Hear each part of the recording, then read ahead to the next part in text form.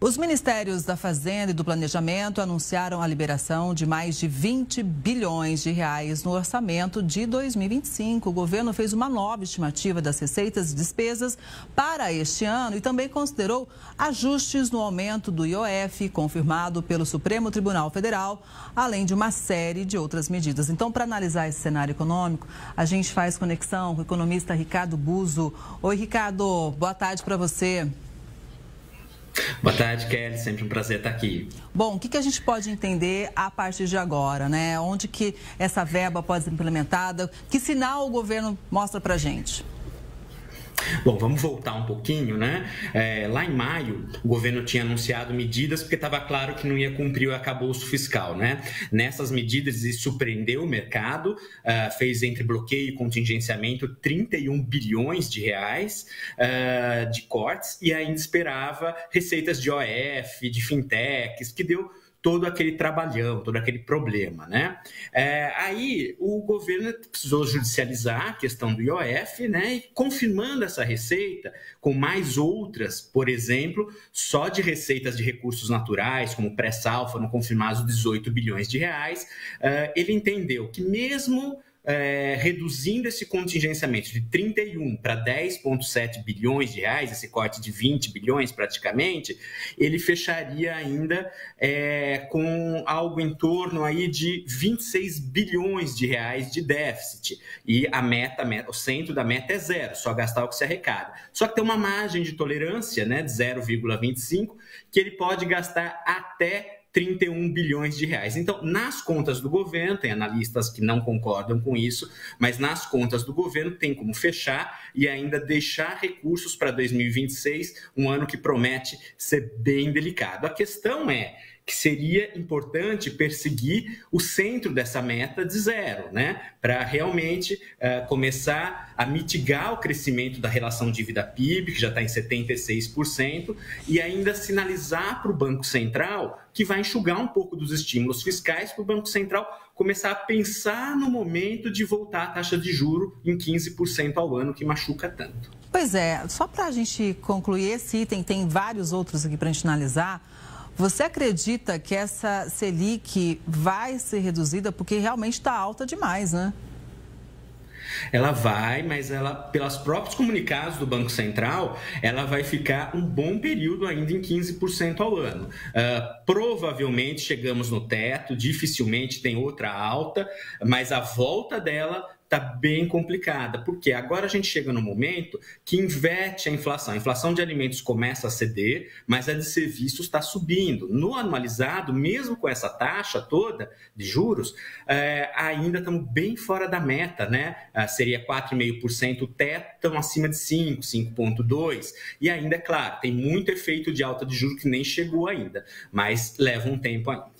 Ricardo, tem outro assunto chegando para a nossa análise aqui e é importante também. Quase 1 milhão de famílias deixaram de receber ajuda do programa Bolsa Família agora em julho. Isso devido ao aumento da renda do domicílio. Os dados são do Ministério do Desenvolvimento e Assistência Social, responsável pela gestão da política. 536 mil cumpriram prazo sob regra de proteção e outros 385 mil passaram a ganhar mais que meio salário mínimo, Ricardo.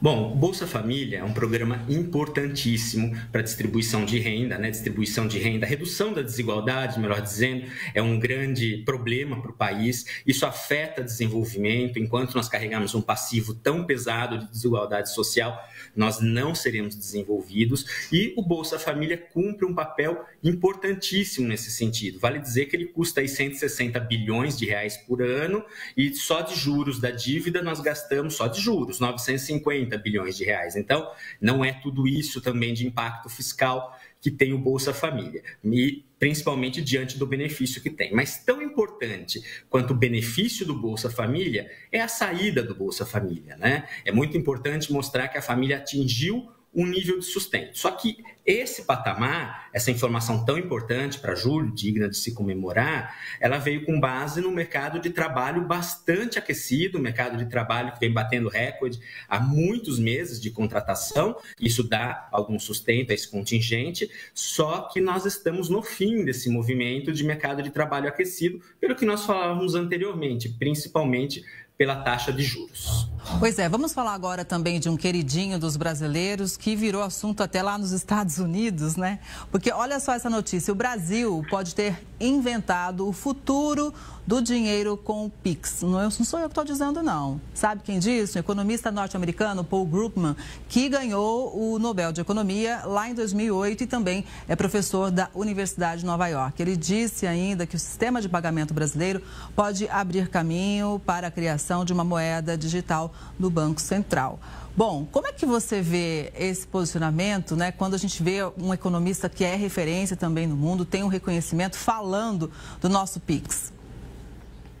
Sim, ninguém mais, ninguém menos que o Nobel de Economia, né? Isso é importante e é merecido. O Pix foi uma revolução, né? Fácil, prático, seguro, gratuito, popularizou, trouxe muita gente para o acesso ao serviço bancário. Vamos imaginar, Kelly, como seria a vida depois da reforma trabalhista de 2017, que mudou bastante a forma de contratação, que muitos viraram MEIs, empreendedores, autônomos, se não fosse o Pix, né? Ou teria que aderir às plataformas caríssimas que cobram taxas elevadas, ou perderiam vendas. Então, isso mostra o sucesso do Pix. Ele é diferente do real digital, não são a mesma coisa. O Drex, né? Está em fase de testes ainda, promete ser mais revolucionário ainda, mas o Pix já é uma grande invenção, caiu no gosto e o melhor, né? Não para de se inovar. O grande problema é que incomoda outros porque você tem grandes plataformas internacionais de pagamento e compete com elas e também as Big Techs que tentaram aí fazer o meio de pagamento e com o Pix, óbvio,